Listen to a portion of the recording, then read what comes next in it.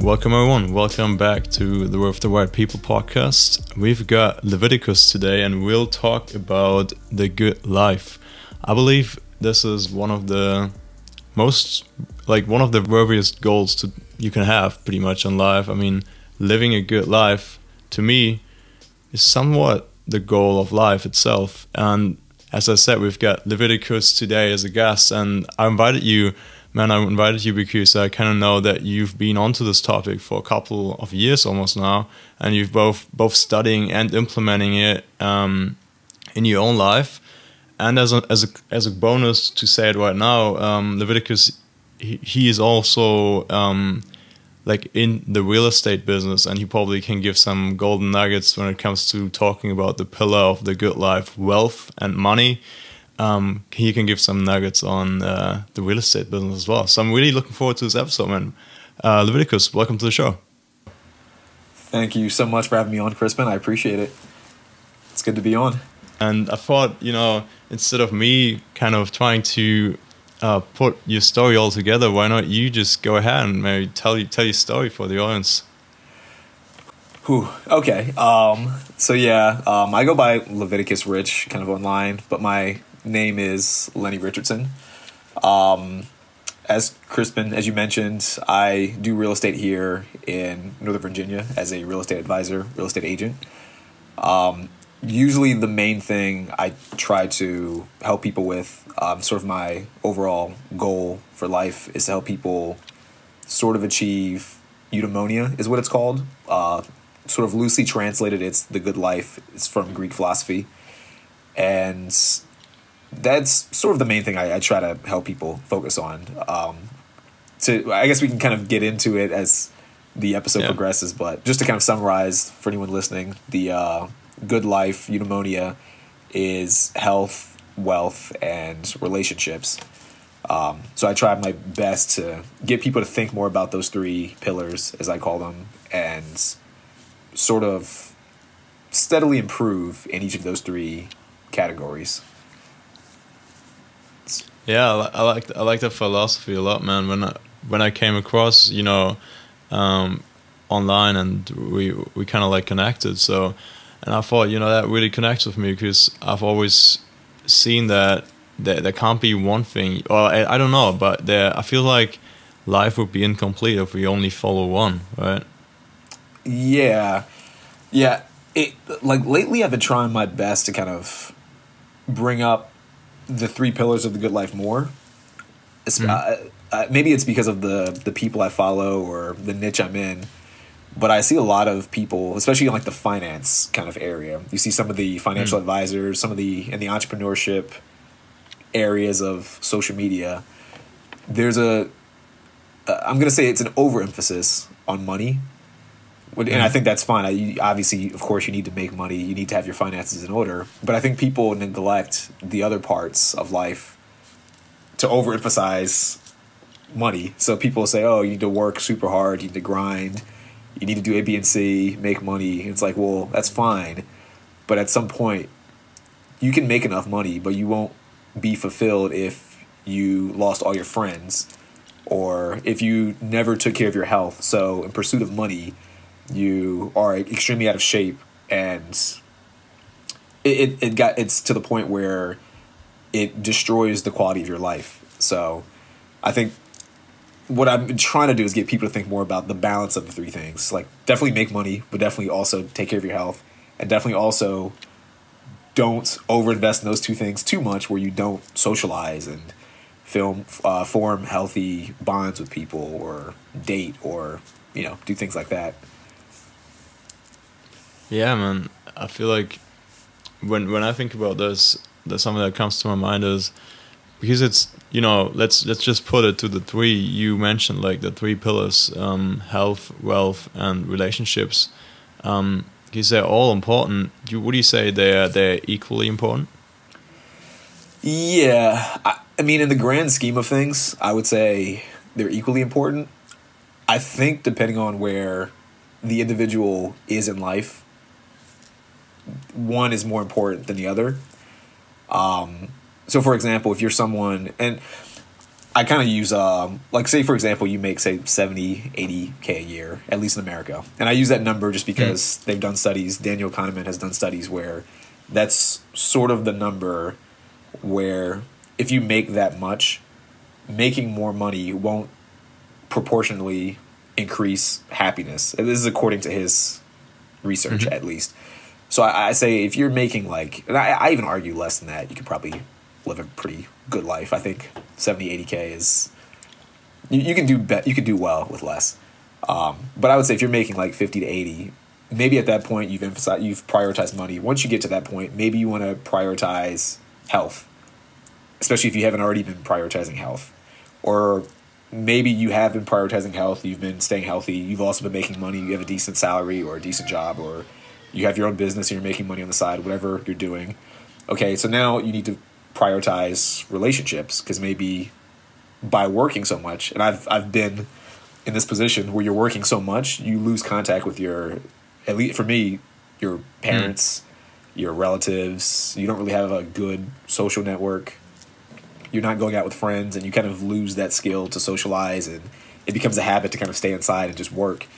So yeah, they're all important, but I would say for the individual, it depends on where they're at in their life. One will take priority over the other or the others, if that makes sense. Yeah, totally, man.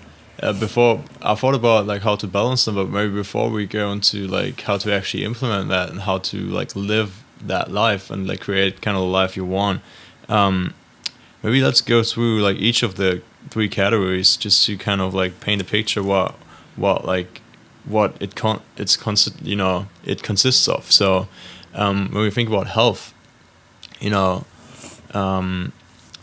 what we say, like I always like to think of when I do things, I always like to think of the 80-20 principle, like what would be the biggest improvement I can do with the minimal amount of work, just to have it very effective, right? Because everyone is very busy, and everyone would like to just have it as effective as possible. So what would you say might be some of the things that would be on the 80-20 rule of health, for example?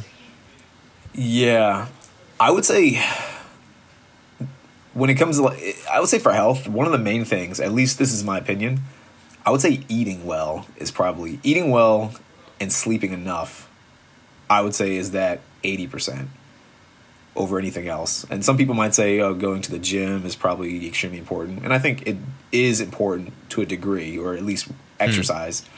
But I would say as a whole, diet and sleep are probably the biggest things that make the biggest impact when it comes to health.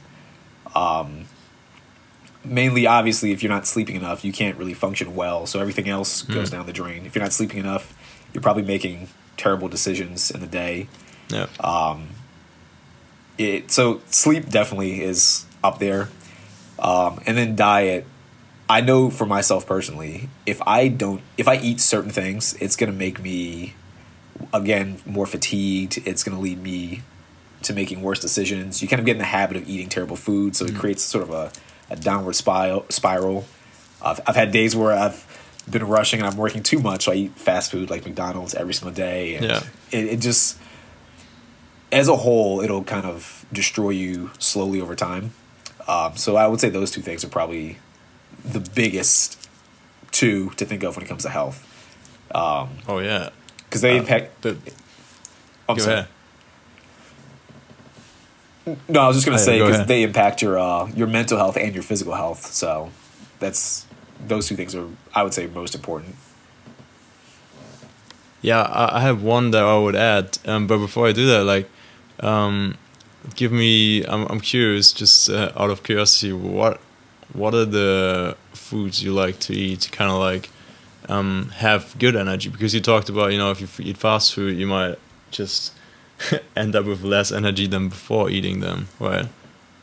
Yeah.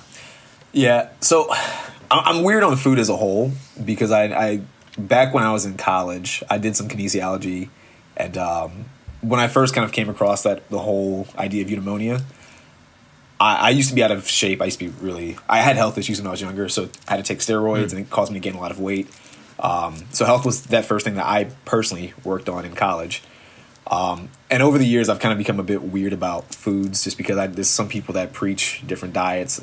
So I would say a good mix of just, I think we all kind of know which foods are relatively healthy. Eat your fruits, eat your vegetables. I think some people might take it to the extreme, and everyone's different. I would say experiment and figure out what's best for you. My personal philosophy on just foods, eat what makes you feel better and is sustainable. So if you are the kind of person that eats meat and you feel fantastic from eating meat, then by all means, keep eating just meat. I've had friends who are hardcore carnivore diet advocates, and they claim that they've had anxiety, they eat just meat, and the anxiety goes away. I would say keep doing that. If it works, do it. And if on the opposite end of the spectrum, if you're someone who is vegetarian or hardcore vegan and that makes you feel better and you're functional, by all means, do it. So I don't think any specific diet is best. I think you have to kind of experiment and figure out what works best for you. In general, I would say if you can stay away from processed foods or fast food like McDonald's, things with just a lot of chemicals and pumped in hormones. I don't really know of anyone that can eat McDonald's 24/7, 7 days a week, and still function physically and mentally at a peak level, or at least a generally high level. So I would say that. Stay away from the processed foods, stay away from the sugars and unnatural sugars, I would say. But don't be super crazy about it where the food you eat is 90% of what you think about. Make it balanced, but don't go overboard. Yeah, stick with the 80-20 we talked about, like the 20% that will yield you 80% of the results.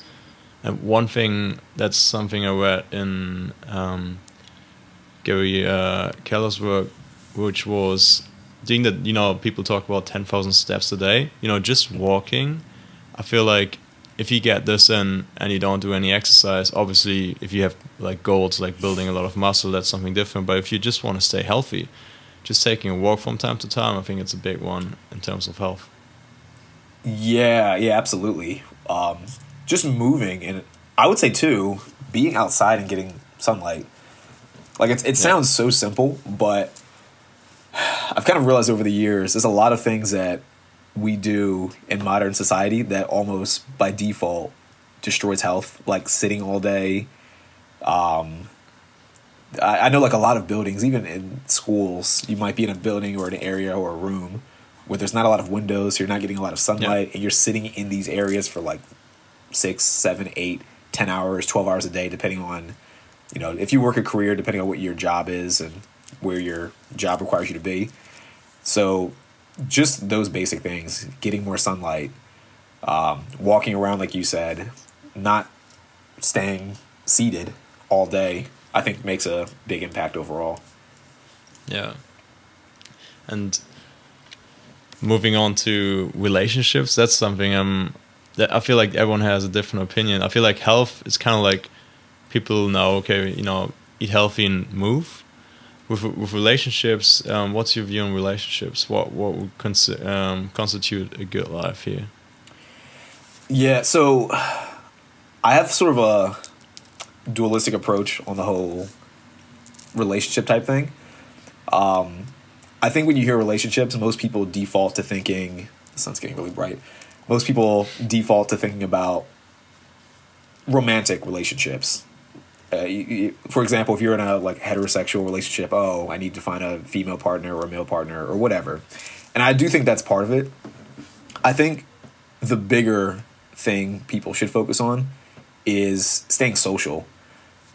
Especially as we become adults, I found that a lot of people, they don't prioritize really healthy social relationships. And when I say that, I mean sort of going out, talking to people with the same values as you, actually having conversations that are productive, that lead to something. To me, that's really what people should aim for. I think the relationships, when it comes to romantic relationships, are great too. It's good to look for a good partner, of course. But I think if you only focus on that, which is what I think most people do, you do yourself a big disservice. So I think it's a combination of you need to focus on the romantic relationship, but also the social relationship, meeting different people, forming good bonds, building healthy relationships with other people, making long-term friends, basically. Hopefully, I don't know if that answered the question well. Yeah, I like what you said about, speaking to people with the same values. This is one of the reasons I started this podcast, called With the Right People, because I realized that, over time, this is one of the biggest denominators, like, for your success. It's one of the things that will influence you either in a positive or in a negative way. Like, saying, like, okay, maybe you have no one, that's bad. But also, maybe you have people around you. But at the end of the day, if you're honest to yourself, you're not better off with them, because they might, drag you down, or might, just introduce you to habits that you would not do anywhere, like otherwise. And yeah, it's kind of creates a negative spiral, but at the same time, it's also very uplifting if you see someone. I get this regularly where I have friends and I see them and I'm like, wow, I'm pretty impressed. And I'm, I look at them like, yeah, I'm going to do something similar right now. And, literally every time I meet a friend of mine getting up at like 4 a.m, I'm like, yeah, I'm just going to wake up a bit earlier tomorrow. It feels pretty cool. Kind of that in-group effect. When you look at psychology, I think it's a very big one. Yeah, absolutely. Yeah. I mean, humans are social animals, and we sort of, I feel like throughout all of time, we've kind of grouped up, we've tribed together. I think by default, we're used to sort of being a group that is working towards a common goal. But I do think the issue is that nowadays it's harder to do that. And I think over time, you almost kind of get conditioned to not do that. You might have a job where it's very difficult. You wake up early, you work all day, you come home, and it's easy to kind of sit there and go, I could watch TV and just not go outside. And I think a lot of people might do that. And then it becomes a cycle, becomes a habit. And then something just feels missing. It's like, why don't I feel like I'm satisfied? I'm somewhat content, but I'm not really happy. Something's missing. And then part of it, to me at least, I'm always thinking, well, why aren't you being more social? I think you'll get more value out of your day if you invest a little bit of time to be more social, meet some people that have common interests, talk about things that are appealing to you as a group. And it sounds so simple, but it's one of those things I think a lot of people don't invest a lot of time into. Yeah. Well, I'm curious, what would be your advice for people who might want to do that, but they realize it's the same thing. They come back home from work, and it's much easier to do something on your own. And where do you start when you don't have that? That'd be an interesting question, I think. Yeah, how would you start if you don't already have like any social circle at all? Yeah, and especially maybe not the one that you would like to, Yeah, I would say so. When I was in college, I was I don't know if you've ever seen anything I've put up about this, but when I was in college, all of my friends graduated before me because I got kicked out twice. Not for anything bad, it was for financial reasons. I got kicked out twice from college. So all my friends graduated before me, so I didn't have any friends towards my junior and senior year of college. And the first thing I did is tried to figure out, one, what do I really like and how can I bond with people over things I like? So for me at the time, I was working out more. Fitness was one. I was into martial arts. Martial arts is one. And honestly, this sounds super basic, but I would go to, I don't know if you've heard of F45. It's no, tell me about it. It's kind of like group training, like it's sort of circuit training, like fitness circuit training. And every time you go, I think every week is kind of how they do it. They change the circuit. So you might come in on a Saturday of 1 week, and the workout routine is, okay, we'll do push-ups for 2 minutes, then we'll do like the treadmill, then we'll do the bike, then you have to push a sled, whatever. And it changes every week. So that's kind of how that's their, how do I put it? that's sort of their shtick when it comes to how they market. It's a circuit training that changes every time you go. So I did that, and it's a good way to meet people because you're all there. You know the people there are social, or I mean, you know all the people there like the same thing as you, fitness in this case, or at least they have a common goal. So you already share something in common, and if you like it, you're also accomplishing whatever goal you had. You know, for F45 it was fitness. So yeah, I would say the simplest thing, find groups in the area. Facebook groups is great for that. I can't think of some of the other websites. I know there's other websites out there where you can kind of see like Meetup and stuff. Like Meetup, exactly. Yeah, where you can see some of the local events going on. Find a free one or find a paid one even too. Go to it.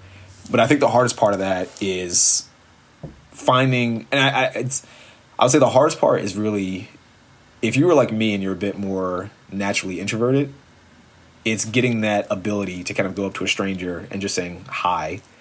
And what I found, for me personally at least, is the easiest way to start a conversation, in my opinion, is to find something that someone's wearing that is relatively unique and compliment that.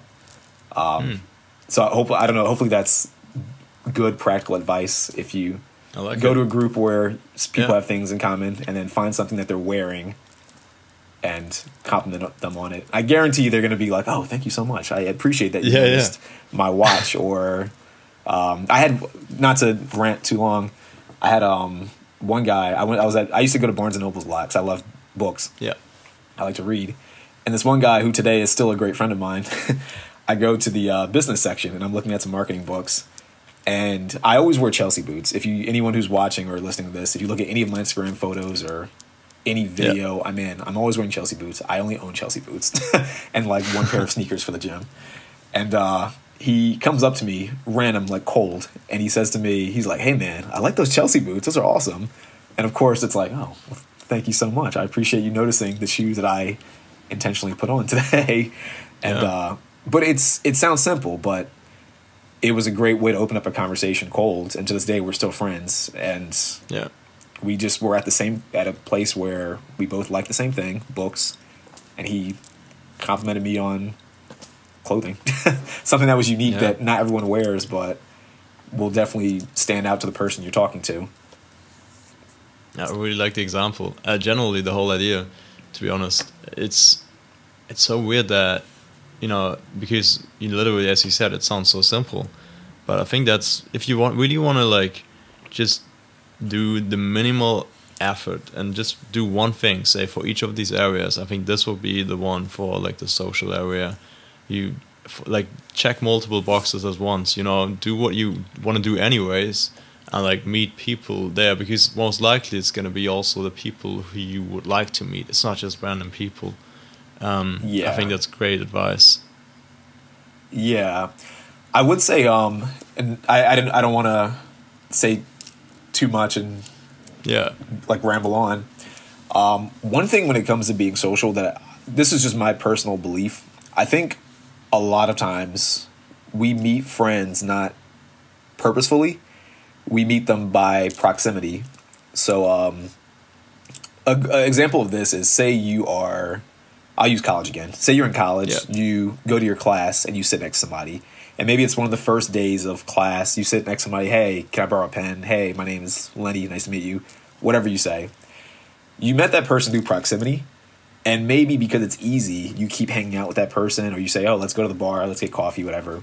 And I think that's fine. I do think the issue with that is you don't always form great, in my opinion, great relationships in the long term. So the relationship doesn't feel, there's something missing with it, because you didn't bond off of values or commonalities. The commonality was that you both have the same class, but it's not a strong commonality, in my opinion. So I don't know. One of the mistakes I feel like I've made is you kind of meet people and it's done by proximity. You're in a position where it's easy to meet them, but you didn't really meet them because you actually have anything in common, truly in common with them. And I've had friends where, you realize over a few years you've known them and you're like, I don't know anything about this person, because we've never actually we've never actually conversed about anything meaningful, at least to to me, or probably to him either, or her, whatever. We've just talked about going out to the bars, or maybe that class we were both in that didn't mean much to either of us. So it's a weak connection, in my opinion. So hopefully that made sense, but I don't know. I feel like it's better to form purposeful relationships and not just relationships based on proximity. It's kind of like playing the lottery. Like, you have very bad chances of meeting the person you actually want to meet, because, to be honest, we all have a limited amount of time. If we think about it, especially if you want to do, like, just like practically, obviously, you know, you only have a limited amount of time you can meet friends in your day-to-day life, as long as you're older, as long as you're kind of like an adult, you know. It's going to be somewhat limited. And also, obviously, you want to, like, invest in the other areas, because the other areas are great as well. Maybe business, or maybe your health, and everything, you know. Putting it all together, there's only so many friends you can make and meet on a regular basis and keep in contact. So I think it's so vital to kind of look at that closer and actually look to, have, you know, treat that like that, and don't treat it like, oh, I'm just, you know, this person I just randomly met, maybe we would not have come, you know, would not get along at all normally, but we just kind of met, and then it's like, okay, kind of like, as you said, it becomes a habit, just like watching TV. So yeah, I think that was really good advice, to be honest. So now the next topic which I had in mind obviously is the third one, and with that also comes the question of balancing the three of them again. But let's start with what you see in the area of wealth. What should be, for everyone listening, kind of generalizing, what's a good 80-20 approach to wealth? What do you think? Yeah, I would say the main thing, of course, is finding income that's sustainable and that helps you live within your means. And all these things sound so basic, but it's interesting. So many people kind of fall into the consumer trap, and they just start buying things they don't really need, and they get deeper and deeper into debt. And it's a lot of times, to me, it's really just as simple as they're not living within their means. I don't know. So it gets that. I would say the main thing is have income to just live within your means. I don't think it needs to be overcomplicated. And I try to be careful, just because sometimes, like I said, I'll see like entrepreneurship pages and things, and I feel like they overcomplicate everything when it comes to like money and what just like the other areas. If you look online, it's all getting very complicated. But we kind of want to make it simple, just to really start doing stuff. Yeah. So like, you could take someone who makes $50K, and this is my personal. I've had people debate me on this, but I've said my personal belief is you can make $50K in America, and I think in general you'll be fine, assuming you're not over leveraging yourself. So, assuming you're not buying a car that might be like 90% of your salary just because you think it'll impress somebody else, I think you'll be fine if you get a normal average car that's not super expensive. If you eat out, for example, you don't need to eat out at the nicest restaurant every single day that will cost you $100. If you can afford it, then that's fine. But if you're making like $50K, you don't need to do that. It's not. You might think it'll improve your life. It won't improve your life at all, really. So that's part of living within your means. So, and to me, that's not even like, to me, 80%. It's kind of like the 95%. It's just, are you spending your money in ways that make sense for your situation?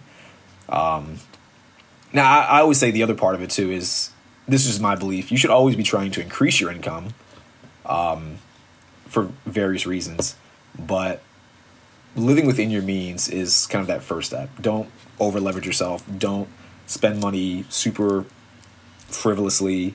If you get the credit card in the mail, don't think that's free money. Don't just go and rack up all this debt, because then it compounds and it'll put you in the hole forever, and it's burdensome. I've learned from experience. So yeah, that's that 80%. Don't over leverage yourself. Live within your means. And then I also know that you, at the same time, you know, because that's good advice for some people, and obviously for a lot of people probably, and it's one of the biggest parts. But there's also the other part where you can't save your way up to wealth, right? You also talk about that. Like, give us some insight on that. I think this is where you can kind of, we can start talking about real estate later a bit as well. But yeah, just kind of start in that direction. Yeah, so that's I actually wrote an article about that recently. And that's a big debate people get into a lot. Some people think you can kind of save your way wealthy. I don't think that's possible. And I don't think that's possible, one, because there's inflation, for one. So the value of the dollar decreases over time. So if you're just saving money and holding on to it, you're doing yourself a disservice because the value of that dollar is not worth anything in the long run.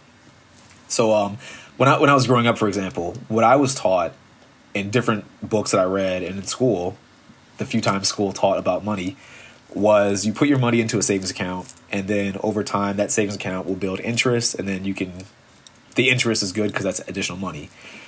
And what I found is that that's not true, because like I said, inflation will kill the value of the dollar, and then of course the bank also, the interest rate they give is less than the rate of inflation, so you're really doing yourself a disservice. So what I typically suggest to people is don't save your way to wealth. You need to spend your way to wealth, and it sounds almost counterintuitive. Like, how can I make money if I'm spending money? But I would say you don't want to spend money on things that aren't. What I say is usually you don't want to spend money on things that don't have an ROI, a positive ROI. And for anyone that's listening that isn't familiar with that acronym, it's return on investment. So some things you buy aren't going to make you more money. They're not going to do things that put you in a position to make more money. It'll make you lose money.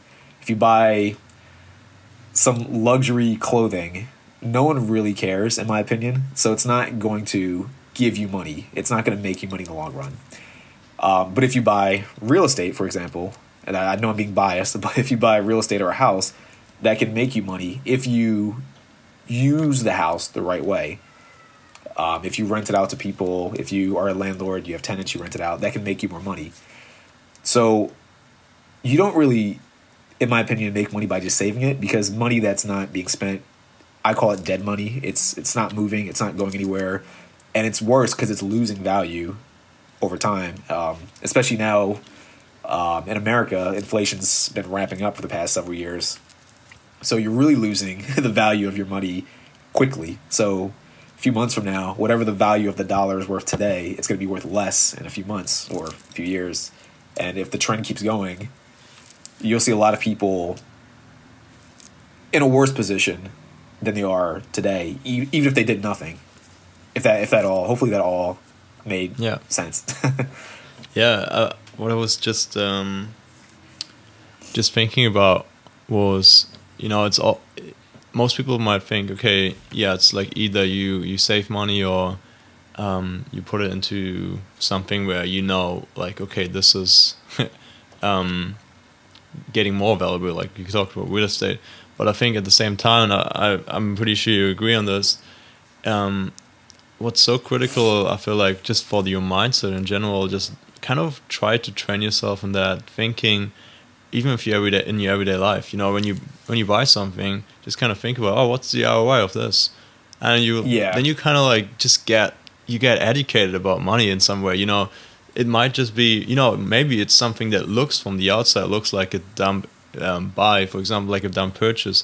For example, I'm probably gonna, like, right now soon, I'm just working at like a few places I really like to work at, outside office or something, might be like a nice cafe or something, and what I realized for myself is I do not perform that well when I'm distracted, and I think that's just science, kind of, that this doesn't work too well. If you're getting distracted by something, you can't really focus, you're not as productive. So like investing into something that will make you more productive in your everyday life, and at the same time helps you enjoy life more, in that case it might be like good quality noise cancelling headphones or something.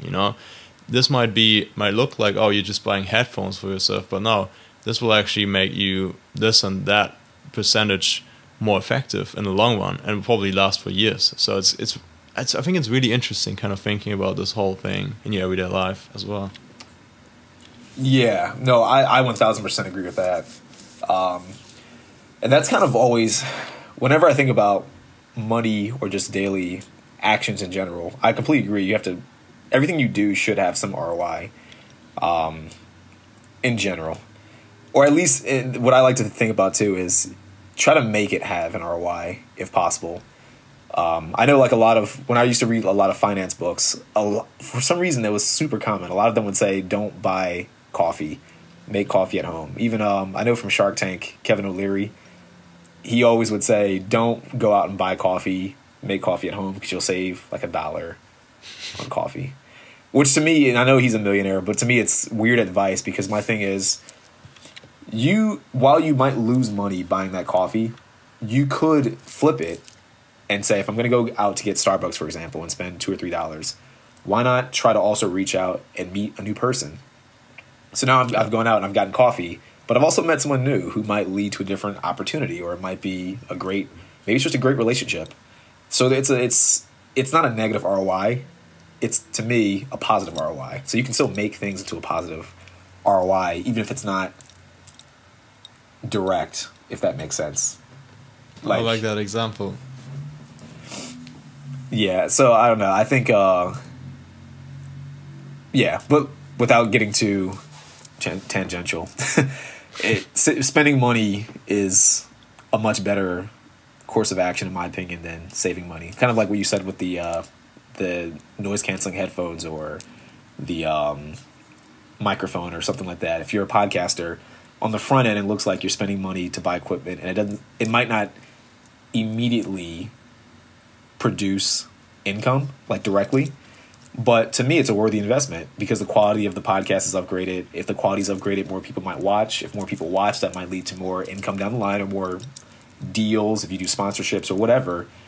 Or it could just be a better production quality for the audience. They might like it more, which of course, realistically speaking, that'll lead to something positive anyway.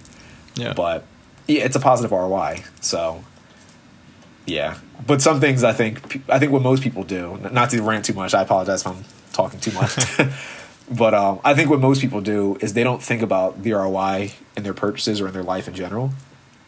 And so what they'll do is they'll say, for example, eating out, because my close friends, I eat out all the time. And the reason why I eat out is because to me, it's a positive ROI on time. So I feel like if I'm not cooking, I can eat quickly. I can eat in 20 minutes or go out and I can eat with friends or eat with new people that I've never met. I'm meeting a new person, so it's ROI positive. And to me, if you factor in time, I'm technically saving money. That's the way I justify it. Yeah. But what other people do, I think, where I think they go wrong, is they over leverage themselves, like I said earlier, and they eat out with like their family 5 days a week. It's like, well, you haven't really, it's not ROI positive because you're eating out. You spent $70. You know, you spent $350 over the course of a week, but you haven't made a new contact. You haven't come up with any new ideas. You haven't really saved time because you ate for maybe 2 hours, and it might have been cheaper just to cook with your family. So that's the way I see it. You have to kind of look at the variables and say, how do I make this ROI positive? How do I make this work favorably for what I want to do? Sorry for that tangent, by the way. I think that's a valuable tangent, to be honest. To get into like this is all about balance, as you said. And I think one thing that I'm curious about how you approach it is the balance in general. So we talked about work. You know, work may be a business, may be a job, whatever it might be. That thing that you do that makes you money, you're gonna invest a lot of time in it, and it's gonna might be for some people, like I feel like maybe yourself or myself, it might also be, you know, you might enjoy it and then you spend a lot of time in it, and this might make it hard to create that balance with the other two pillars. And that's something I've seen a lot. How do you personally go about balancing that? Maybe some practical advice, or just like maybe how you do it. How do you get your health and your relationships, both romantic and friends, and health, both maybe workout and like the general health. How do you get that all together? While, do you have some strategy to keep your work very effective? Do you say, oh, I'm just going to finish every single day at a certain time, and after that it's kind of like free time?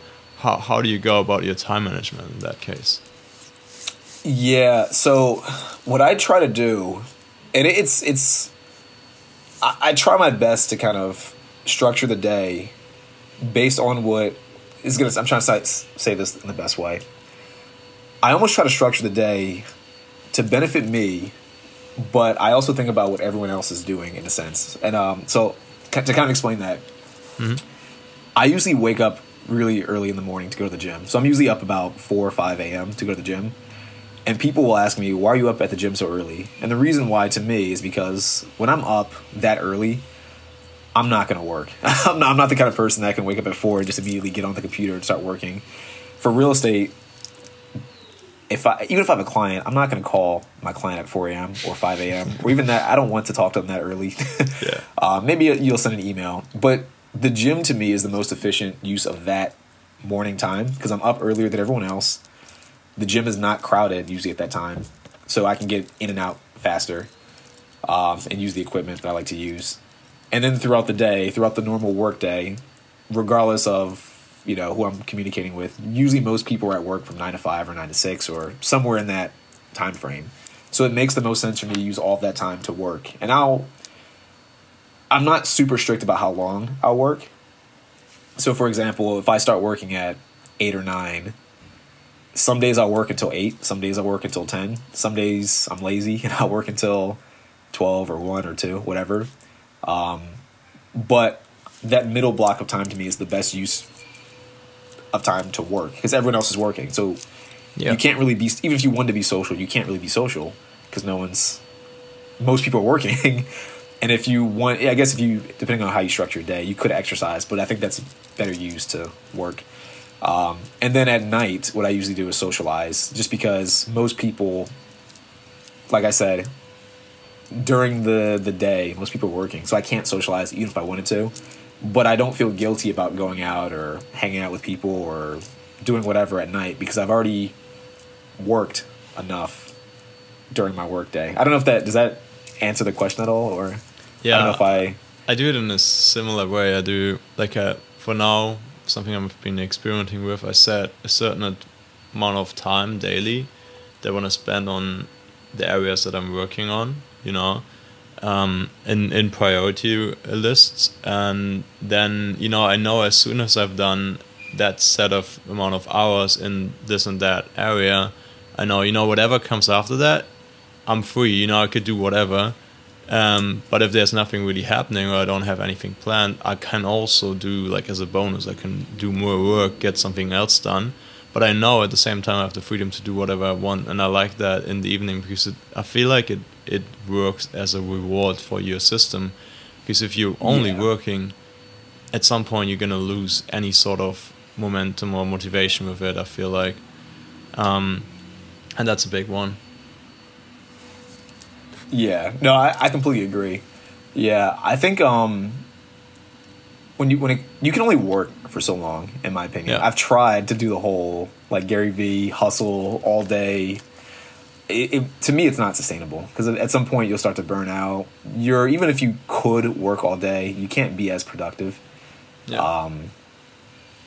So yeah, but I would say one thing too for anyone listening and watching. And it's another one of those really simple things, but I don't see too many people do it. I would say get a planner. It's so basic. Get a planner and literally take each hour and put something in that's moving you towards a goal. And I genuinely think you can because I've heard some people say, I don't have enough time to work out. Or they'll say, I don't have enough time maybe they're working at a job and they want to start a side hustle. I don't have enough time to start the side hustle. Or I don't have enough time to invest in real estate. Or I don't have enough time to socialize. It's you do. We all have 24 hours. You're just, at some point, you're not managing your time well enough. So if you have the planner, to me, it's the best way to visually see, where am I using my time? Is a third of my day, is it going to healthy decisions? Is a third of my day going to socializing? Is a third of my day going to work, or whatever balance you want to have? Maybe 75% of your day you want to work, 15% you want to socialize, the other 10% or whatever you want to be healthy, whatever it is. I genuinely think the planner is probably one of the best tools for that, because you can visually see where your time's going. And I think for a lot of people, they can't see where their time's going, so they waste it. And then they have the problem of, I want to do A, B, and C, but I don't know how to do A, B, and C. And it's like, well, you can do it right now. You just don't know where your time is going, which is what the issue is. You need to take a step back and look at where your time is being spent. Yeah. Let's say let's say I'm a listener right now, and I listened to everything, and I've kind of like actually understood everything and implemented everything of this, and now I actually have the free time, because I think that's a valuable advice with the planner, to actually see where you might have that extra hour. Let's say we have this extra hour, and now we're getting into what I was talking about in the beginning, the real estate nuggets, the golden nuggets. About what would you say we would have 1 hour more during the day. We kind of just managed to get through. We've got our health covered, social life covered. I know we kind of say we work at a job and we want to do some more, like create that financial freedom for us. What would you do in that 1 hour if you want to start getting into real estate? What would be like a few things to start with if you want to get into it? So I would say, if you have just 1 hour and you want to get into real estate, in all honesty, I would say the best thing you could really do when it comes to real estate is, this is going to sound somewhat counter to what I said earlier, but for real estate, if you just have 1 hour and you want to do the most straightforward thing, is really just start saving money. And I know I said earlier you need to spend money, but you're saving money because you will eventually spend it. But for real estate, if you just have that 1 hour and you don't want to do anything too technical or too extreme or too tricky, saving money in itself for that down payment is probably the best ROI, is the best ROI of your time. And so someone might say, well, how do I get the money? And I would say, depending on your schedule, maybe that's just working an extra hour, getting some overtime. Depends on what you do. But that's the most straightforward, basic thing. Save time. I would say, other than that, if you are looking more to invest, I would say the best thing you could do at that point is sort of analyze properties. Take some time to sort of look at, if you know how to buy a house, kind of look at what different properties in your neighborhood might be worth. And then you can kind of figure out, okay, if I go and buy the house on 123 Main Street, will this cash flow positively? I would say that's a good use of your hour if you're trying to go the investment route. If you're just trying to go the home ownership route because you want to have a house in the future and maybe take the more straightforward path, the extra hour to just kind of save and plan for the future is probably the best use of your time. And I know that sounds like a weird answer, because it's not something directly, I would say, practical, in the sense that, I'm trying to think of a good way to put it. It's not something someone can sit there and go, okay, I'll do this today. It's like, because real estate, to me, it's simple and it's complicated at the same time. Mm-hmm. It's simple in the sense that if you have the money and if you know what to expect, it's not that complicated of a process. There's things that come up that can get tricky, but in general, the process itself is pretty straightforward. Unless you're trying to do some weird investing or something more technical, that's different. But for most people won't do that, which is fine. I think that's good. Yeah. So yeah, I would say the most straightforward thing: save money, prepare yourself to buy, speak to someone like me or someone in your area who can tell you the process, just so you can know what to expect. That would be the best ROI of that extra hour. That's my suggestion, at least. Yeah. To make it even more practical, maybe just give a number. What would you say? Say, okay, I'm the person, I'm gonna start right now, and at first I only have an hour, so I do that. I'm kind of strategizing, thinking, okay, how much do I need to save? What would you say, where's the point where I start looking to actually do it? How much money would you say in America you would have to save up to start getting into real estate and start getting maybe into, buying a property and renting it and so on and so forth? Is there any sort of general thing you could say? Yeah, I would say so. One of the biggest, I would say, misconceptions about real estate that I see a lot is people think you need to save up a ton of money. You need to save up a lot, and it depends on which state, which city you're in. But you don't need to save up tons of money, relatively speaking. So, for example, if you're thinking about buying a house and you have $5,000 or $10,000, you could already be in a good position to buy a house in general. Of course, it depends on where you're at. And the reason why I say that is because there's different loan options that will give you different ways to purchase a house.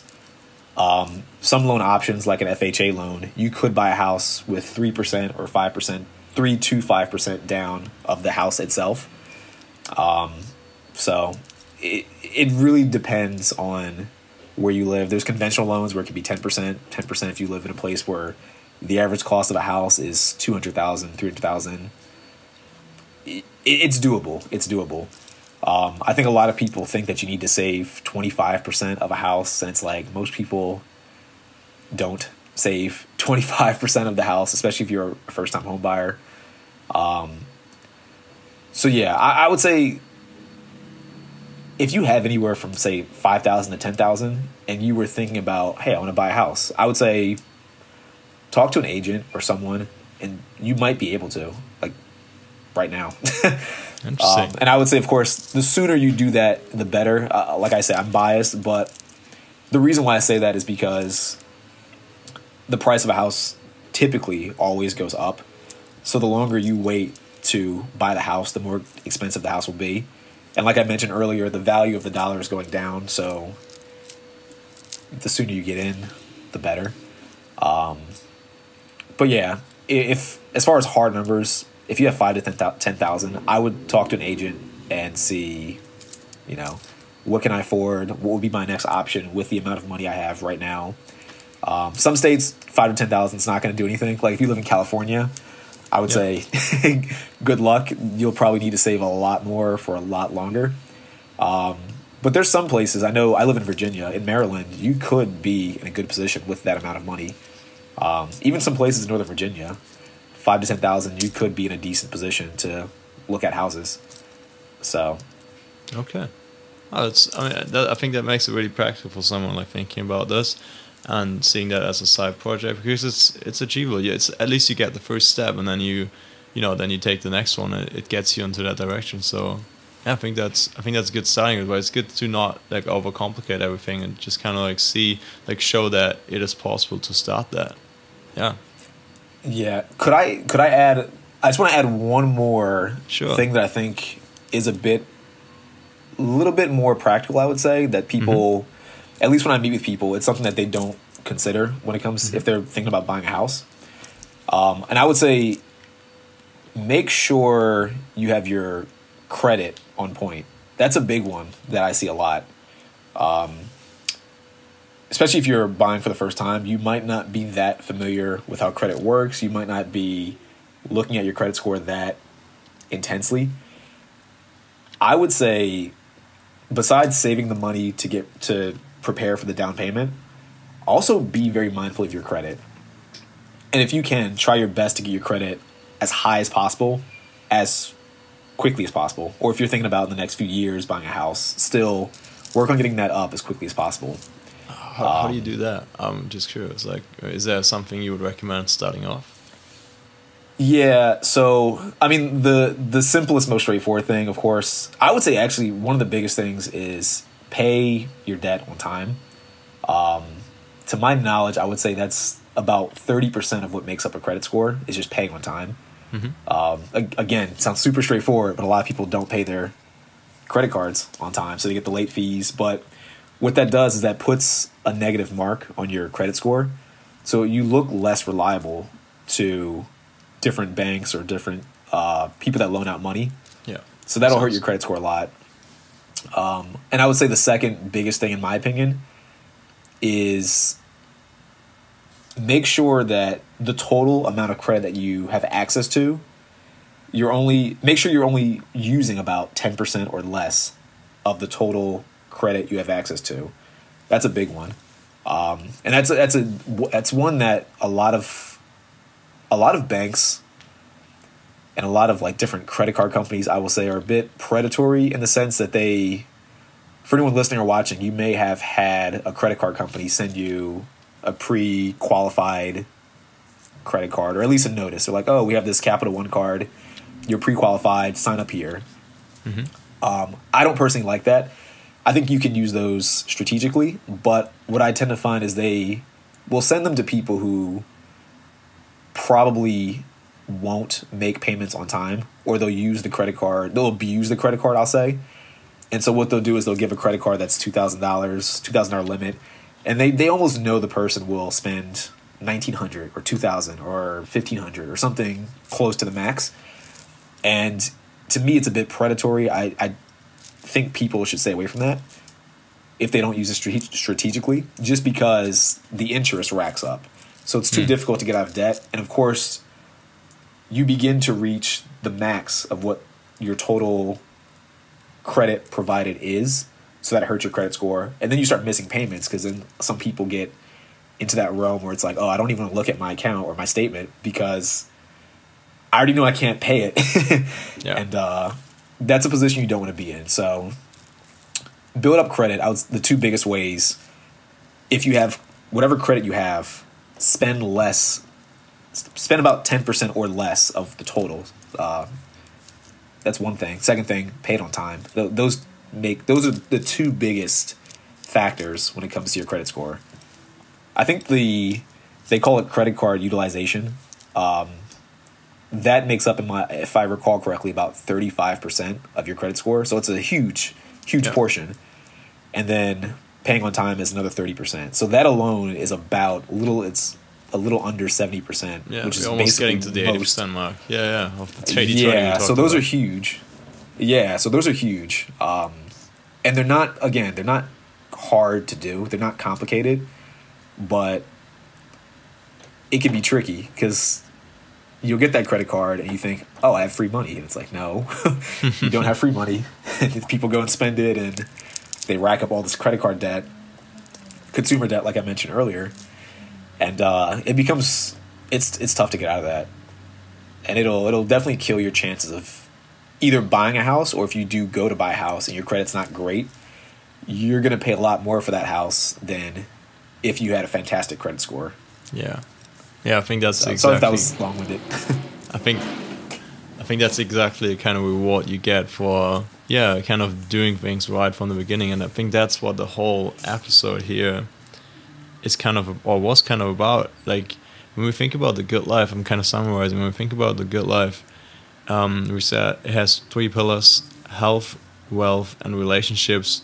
And I feel like with all of them, you could apply that principle of the return on investment, the ROI, trying to get, with everything you do, just think about, for a second, you don't have to overcomplicate it, what is the consequence of that decision, of that action, and where do you want to go in life, and see if that aligns, and kind of just maybe sit down for a few minutes and start strategizing your life. Actually, like, I think that's something interesting. I feel like most things can be solved just with a pen and paper, and you can literally start creating more of the life you actually want to live. I actually did this 2 weeks ago. Again, I kind of do that on a more regular basis, and that's what I would give as a final advice. And I would also, there's one question I have at the end, which I thought might be like a good ending question. If you have an answer to this question for yourself, I'd be curious to hear it. I think that's something for everyone to kind of ponder about.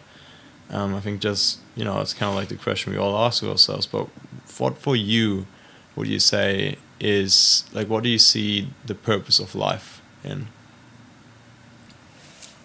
So I would say, for me at least, the purpose of life is kind of, I'm going to give a short answer and a long answer. It's not too long, because sometimes I talk too much, but Short answer is to experience life. And what I mean by that is kind of developing skills, developing yourself as a person to experience life at least to a broader degree. So I think the average person, and this isn't meant to sound negative or anything like that, but the average person, their experience of life is very straightforward. It's, I'm born, I go to school, I get a job, I get married, that's it. And you die. To me, I think to experience life a bit deeper is, okay, you might do those first few things, go to school, whatever. Are you developing skills? Are you the kind of person that's going to go out and speak several languages and change the way your brain operates? Are you going to experience new cultures? Are you going to learn new skills that you can either implement practically or just have and say that you did it when you... Because my whole thing about like life and when it comes to the meaning of life is I always think about it from... It sounds grim. There's this thing I've heard called the funeral test. So I always think about, if I die and I go backwards, will I look at my funeral, will I look at my life as being interesting? As if I'm reading a book, will that book be interesting? I don't know if that makes sense. Yeah. But so to me, the meaning of life is almost sort of to fill up that book with as many high quality chapters as possible. Like, if you read, say, Harry Potter, for example, you don't want the book of Harry Potter to be, there's this boy, he was born in this house, he went to school, he got married, he had a great life, the end. It's like, that's a boring book. You want experiences. The book is interesting because Harry Potter had bad things happen, because there's Voldemort, because whatever. I know it's a weird example, but to me, I think the meaning of life is to kind of construct that interesting book. And the way you construct that interesting book is by gaining new insights, learning different languages, going to different places, trying new things, challenging yourself, being open to the negatives and the positives that come with life. Because, if you try to live life, you're going to have negative things happen. And if those negative things aren't always that bad. But yeah, I would say overall, that's how I think. That's what I think the meaning of life should be. To have great experiences and write a big, interesting book that if you were to die, or if someone were to read it, they would look at it and go, this is a fantastic book. This is a really good book. I think that's a great purpose. I think that it very well summarizes the whole talk we had as well. Because you are, in fact, yourself, the person who can write who gets to write this book. So, yeah, I think that's for everyone listening. Just writing that book, I think and to start that, it might be just with a piece of paper, figuring out what kind of life you want to live, and like maybe have the pillars we talked about in mind for that. So, yeah, man, Leviticus, I really, really liked it, man. And as I just said, for everyone listening, cheers for listening. It's been really, really good talking about the subject. I think there's, doing more of that, doing more that brings you that life you want to live, you can't go wrong with it. And yeah, I think I wanna leave this podcast episode with that. If you don't know what to do something that will make your life better. Yeah, absolutely. All right, Leviticus, I hope to see you soon, man. It was great talking to you. Yeah, anytime, man, anytime. If you're ever in Virginia, by the way, please stop by and let's hang out in person if you're ever in the area. Sure, man. And finally, also let the audience know. People listen to us talk now. Where can people find you and find more about you? Yeah, I would say the best way is through Instagram. My username is Leviticus Rich. It's a weird name, I know. LEVITICUSRICH. That's the most direct way. I'm on Instagram too much sometimes. So, and I would say the second best way, I have a website. It's lennyrichardsonline. that would be the second best place to find me. But yeah, if you ever have any real estate related questions or anything at all, feel free to DM me or email me. Great. Great stuff. I'll put it in the episode description as well.